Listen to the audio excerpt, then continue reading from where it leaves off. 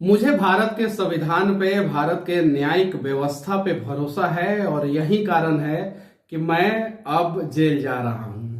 इतने सारे अखबारों में, इतने सारे नेताओं ने तमिलनाडु में जो बिहार के मजदूरों के साथ हुआ उसके बारे में खबरें प्रकाशित की, सोशल मीडिया पे पोस्ट किया सब लोगों ने। लेकिन पुलिस प्रशासन सिर्फ और सिर्फ मेरे पीछे पड़ी रही। मेरा खाता भी फ्रीज कर दिया गया, उसमें जो है 42 लाख रुपया मिला है। कमाल की बात यह है कि 42 लाख रुपया के लिए आज तक आप लोगों ने नहीं सुना होगा कि कहीं भी किसी भी स्टेट का पुलिस जो है प्रेस कॉन्फ्रेंस की होगी और उसमें भी 42 लाख रुपया घर में नहीं पाया गया, 42 लाख रुपया खाता में मिला है। खाता से तो आधार कार्ड, पैन कार्ड सब लिंक रहता है। खाता से तो जो है पैसा आ रहा है और उस पर जो है टैक्स जा रहा है, सबको पता है। चलिए ठीक है, लेकिन मुझे भारत के न्यायाधीशों पे भरोसा है, इंसाफ वो करेंगे, मेरा भी दुख दर्द देखेंगे, मैं सही साबित होके निकलूंगा। और हाँ, आप लोगों से विनती करना चाहता हूं, जितने भी मुझे चाहने वाले लोग हैं, क्योंकि आप लोगों का प्यार नहीं, सिर्फ और सिर्फ 2 साल के अंदर मुझे इस मुकाम पे पहुंचा दिया कि मैं आज जो है चर्चा का विषय बना हूं। मेरे पीछे जो है युवराज तेजस्वी यादव जो है वो लगे हुए हैं। तो चलिए ठीक है, बस आप लोग जो है ऐसे ही प्यार बनाए रखें। और ना जाने मैंने कितने माओ के आंखों का आंसू पोंछा है। उम्मीद है कि उनके बेटे जो है मेरे माँ का भी आंखों का आंसू पोंछेंगे और उनके आंखों में आंसू आने नहीं देंगे, उम्मीद है। और ये लड़ाई है, ये लड़ाई तब तक जारी रहेगी जब तक हमारा बिहार जो है फिर से नया बिहार, सपनों का बिहार और उम्मीदों का बिहार ना बन जाए। पहला राष्ट्रपति जो है वो बिहार से बनते हैं, सबसे ज्यादा IAS IPS हमारे बिहार से। और आज मजदूरों का राज बन गया हमारा बिहार। हमारे मजदूर भाइयों को कैसे समस्या होता है वो सबको पता है। दूसरे राज्यों में जाते हैं, 6 महीना काम करते हैं, 4 महीना का सैलरी दिया जाता है, 2 महीना का सैलरी नहीं दिया जाता है, भगा दिया जाता है। 2 महीना का सैलरी इसलिए होल्ड कर दिया जाता है कि ताकि जो है वो जिल्लत भरी जिंदगी फिर से जीने के लिए घर से वापस 2 महीना का सैलरी लेने के लिए आएंगे तो फिर 6 महीना काम करेंगे। और यही उनकी नियति बन जाती है, यही उनका भाग्य बन जाता है। यही तो बदलना है हम लोगों को। लेकिन ये सारी चीजें जो है हम लोग संवैधानिक पूर्वक लड़ाई लड़ेंगे और अच्छे ढंग से लड़ेंगे। और बाकी न्यायालय तो है ही, इंसाफ तो होगा ही, आज नहीं तो कल, लेट होगा। हाँ, ये बात सही है कि कानून के आंखों पे पट्टी है, लेकिन जब सत्ता के शीर्ष सिंहासन पे बैठे हुए लोगों के भी आंखों पे पट्टी बंध जाए, जब उस राज्य के लोगों के आंखों पे पट्टी बंध जाए, जब वहां के प्रशासन के आंखों पे पट्टी बन जाए, जब वहां के सिस्टम के आंखों पे पट्टी बन जाए, तब जो है वो राज बर्बाद हो जाता है। बाकी हर राज्य के कानून के आंख पे पट्टी है, वो तो कुछ देखता नहीं है। जो हम सबूत पेश करते हैं उस हिसाब से न्याय होता है। तो सबूत पेश करने वाले कौन होते हैं? हम और आप। अपने राज्य के लिए लड़ने वाले, अपने देश के लिए लड़ने वाले कौन होते हैं? हम और आप।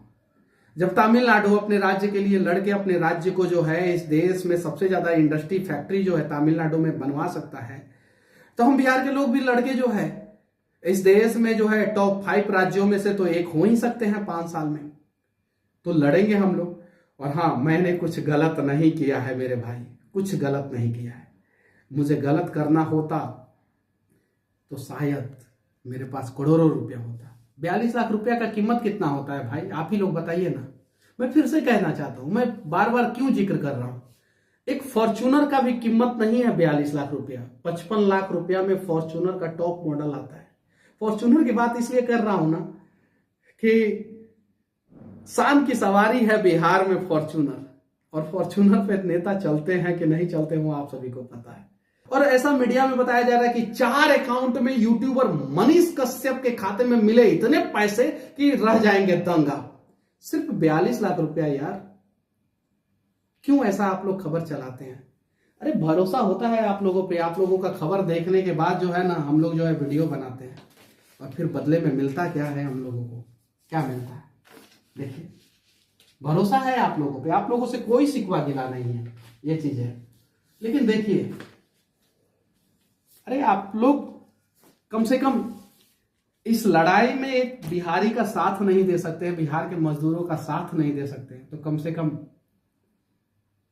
उनका टांग खींचने का प्रयास ना करें।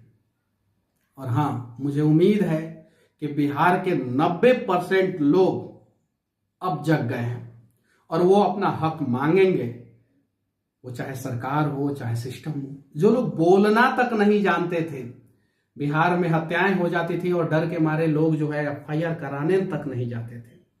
आप सभी को पता है, बताने की जरूरत नहीं है।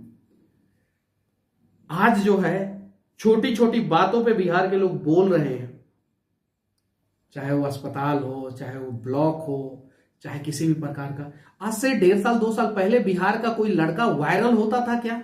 कभी आप लोगों ने सुना था? रियरली शायद ही कोई एक इक्का दुक्का होता होगा। अब हर महीना कोई नहीं तो कोई वायरल हो रहा है। देन कौन है, वजह क्या है, आप सभी को पता है। बस अब हम लोगों को बोलना है अपने हक के लिए, अपने लोगों के लिए, अपने राज्य के लिए। और हमें भी वो सारी चीजें चाहिए जो दूसरे राज्यों में है। हमारे बिहार के लोग जो है अब फिर से काबिल बच्चे पैदा करेंगे, ना कि मजदूर पैदा करेंगे। और अगर आज आप लोग इस लड़ाई में साथ नहीं देंगे तो उम्मीद कीजिए एक ना एक दिन जो है लगेगी आग तो जद में आएंगे अनेकों घर। इस शहर में सिर्फ मेरा मकान थोड़ी है। तो ये चीज है। और मुझे अपने लिए खुद करना होता तो एयर कंडीशन स्टूडियो में बैठ के, आप सभी को पता ही है कि मुझे थोड़ा बहुत नॉलेज है और मैं बातों को अच्छे ढंग से रख लेता हूं। एयर कंडीशन स्टूडियो में बैठ के दिल्ली में अपना रिपोर्टिंग कर रहा होता। 42 लाख के जगह पे मेरे खाते में 42 करोड़ से ज्यादा रुपया होता और कोई किसी का हिम्मत नहीं होता कि उस खाते को फ्रीज कर ले। हालांकि जो प्रशासन के लोग हैं उनके भी बच्चे होंगे, उनके परिवार वाले होंगे, उनके घर वाले होंगे। मैं भगवान से सच्चे मन से मैं कह रहा हूं कि मैं भगवान से प्रार्थना करूंगा कि आपके परिवार वाले, आपके घर वाले खूब तरक्की करें, आपके बच्चे खूब तरक्की करें, खूब। और इतनी तरक्की करें कि उस तरक्की में जो है बिहार का भी तरक्की हो। मैं ये विनती करूंगा। और मैं बस न्यायालय के शरण में जेल में जा रहा हूं। ना मैंने रेप किया है, ना मैंने हत्या किया है, ना मैंने तस्करी किया है। और बस मेरा गुनाह सिर्फ इतना ही है कि मेरे सीने में देश धड़कता है, मेरे सीने में बिहार धड़कता है। मेरा गुनाह सिर्फ इतना ही है कि जब मैं दादाजी के पास होता था तो उन्होंने जो है देशभक्ति कहानियां मुझे बताई, कैसे चीन के युद्ध के दौरान क्या क्या हुआ था। मैं अपने पिता के आंखों में आंखें डाल के जब भी बात करने का मैं प्रयास करता हूं तो उन्होंने बताया कि देश का रक्षा सबसे पहले करना है, देश के लोगों का रक्षा सबसे पहले करना है। मैं अपने मां के आंखों में आंखें डाल के जब देखता हूं तो एक उम्मीद रहता है उनके आंखों में कि बेटवा पता ना हमर का कर रहा बा, लेकिन कुछ तो अच्छा कर रहा बा।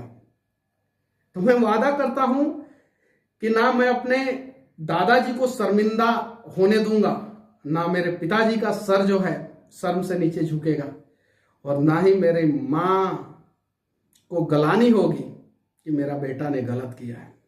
बस साथ ही साथ बिहार के लोग, आप लोग भी गर्व करेंगे मेरे ऊपर। मैं वादा करता हूं कुछ ऐसा करूंगा मैं। जय हिंद।